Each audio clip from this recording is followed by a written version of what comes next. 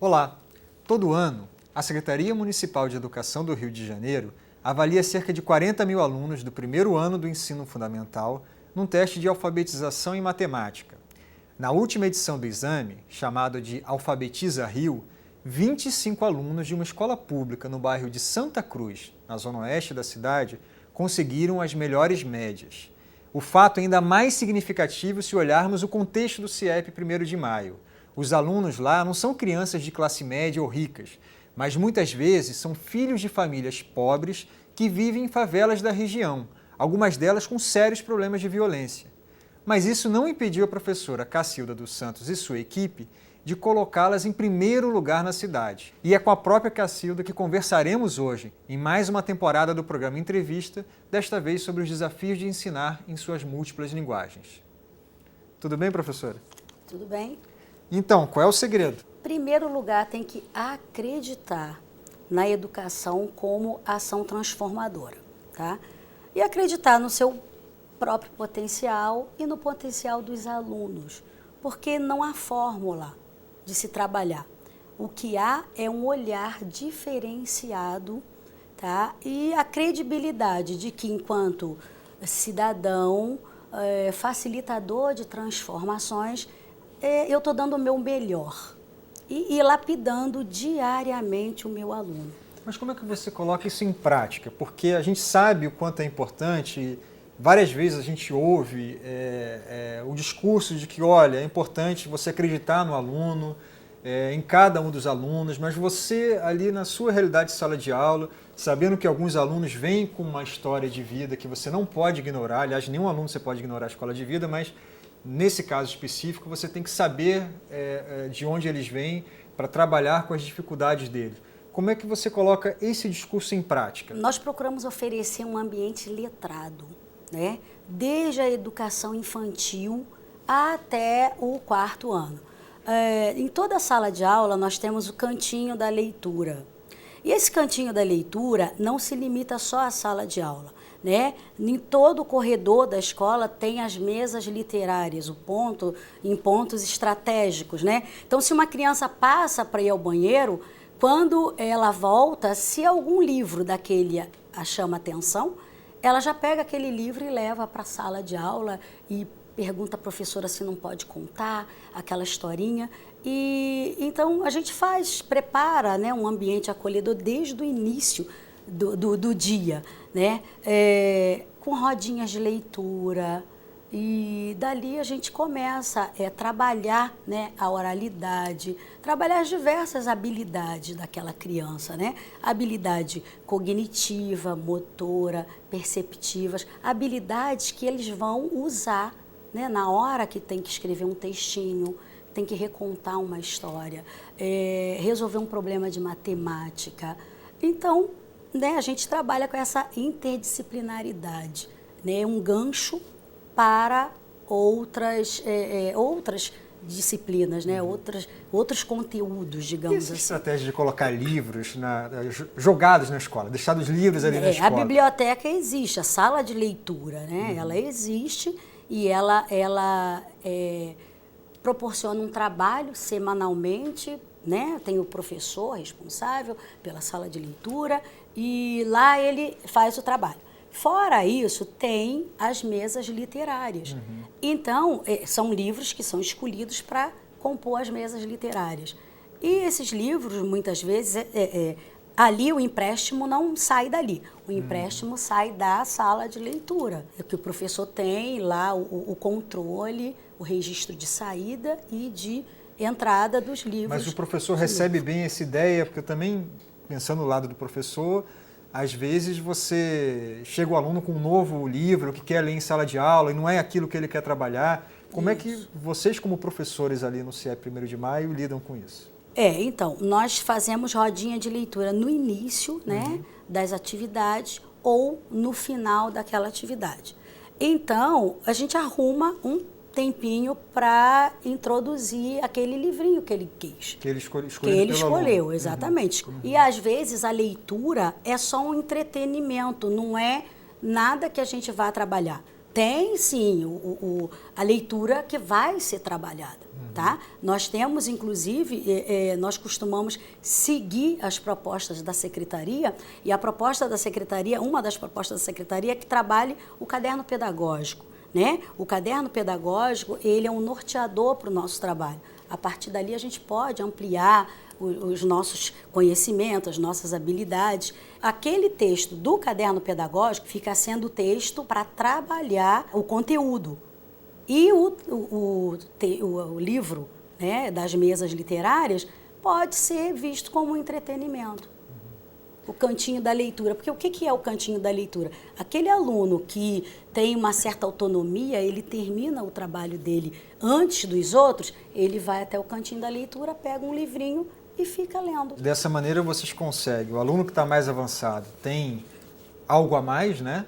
E vocês não deixam de dar atenção para o aluno que está com mais dificuldade, dar um atendimento diferenciado a ele. Muito pelo contrário, muito pelo contrário. Aquele aluno que vai indo, vai caminhando bem, né?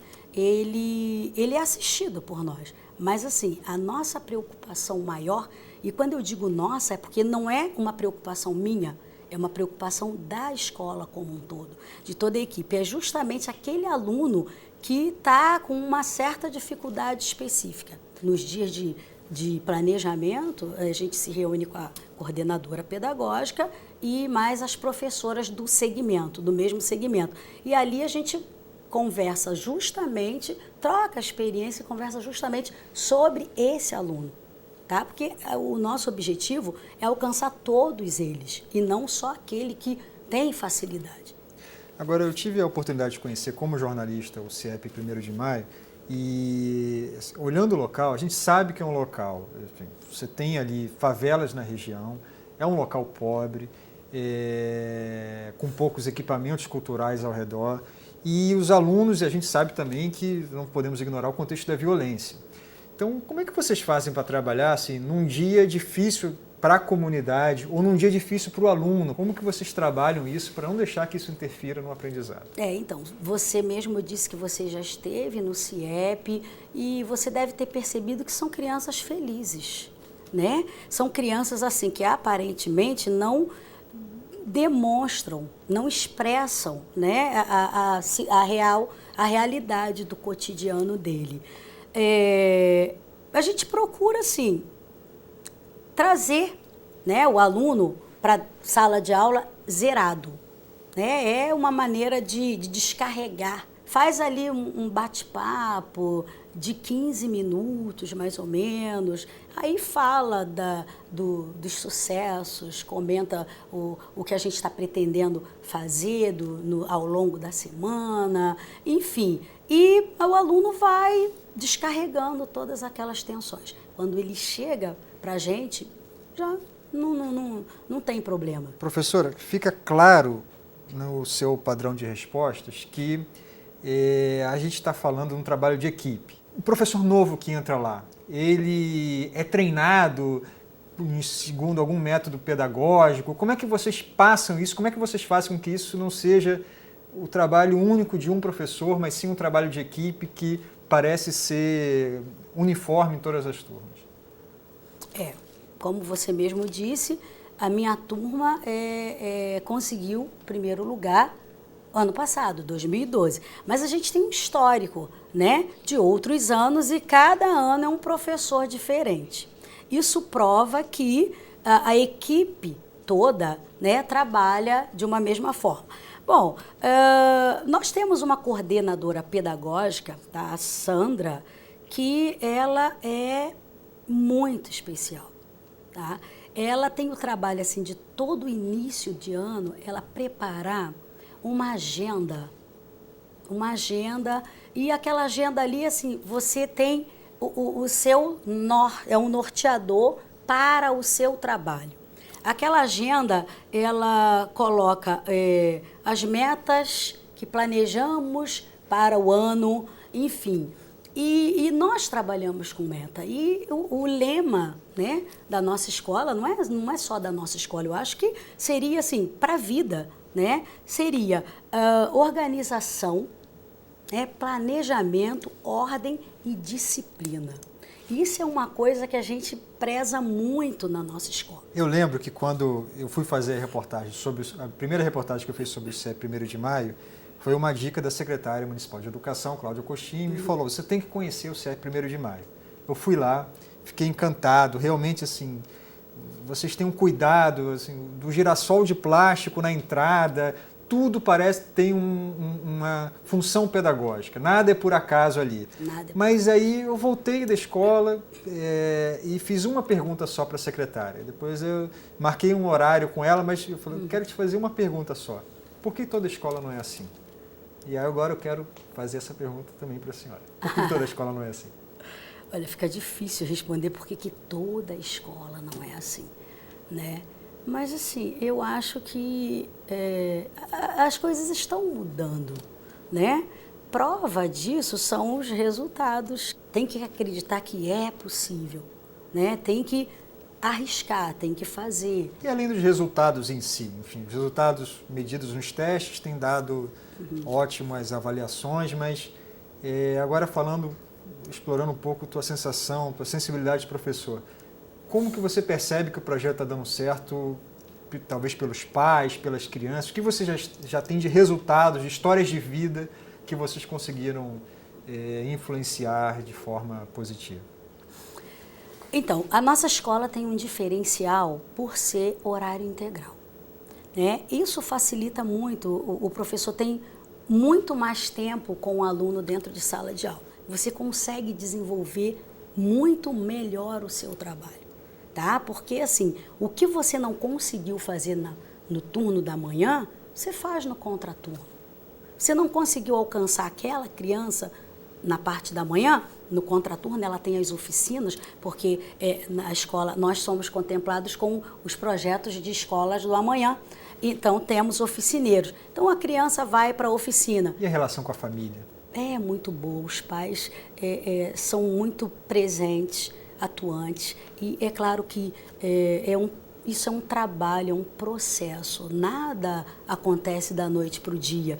Então, eu diria assim que não tenho 100% de pais presentes e atuantes. A criança tem o estímulo na escola, mas esse estímulo tem que dar continuidade em casa. Então, se ele tem o estímulo da escola, o estímulo de casa, o resultado é bom, né? Um outro diferencial nosso também é que a gente adotou o sistema de simulado semanalmente, né? Então, a criança, é uma preparação para a prova mesmo. A criança chega de manhã na escola e aí a gente, né, ele já sabe que a mesa vai ser separada, como se fosse um vestibular mesmo.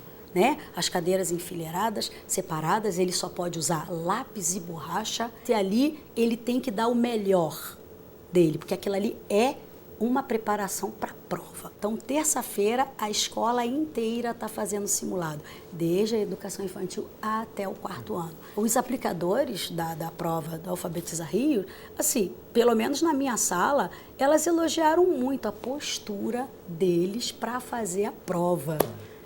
Tá bom, professor. Olha, muito obrigado pela entrevista. Eu tenho certeza que o meu desejo é o desejo também de quem nos está assistindo, de que todas as escolas do país fossem como essa, ou seja, dar uma educação de qualidade, com respeito a todos os alunos, sem deixar nenhum para trás. Enfim, realmente é um desejo de que experiências como essas se espalhem, existem por todo o país e que sejam cada vez mais disseminadas. Eu agradeço muito pela entrevista. O programa de hoje termina por aqui e obrigado a você de casa também pela companhia. A gente se vê na próxima entrevista. Tchau!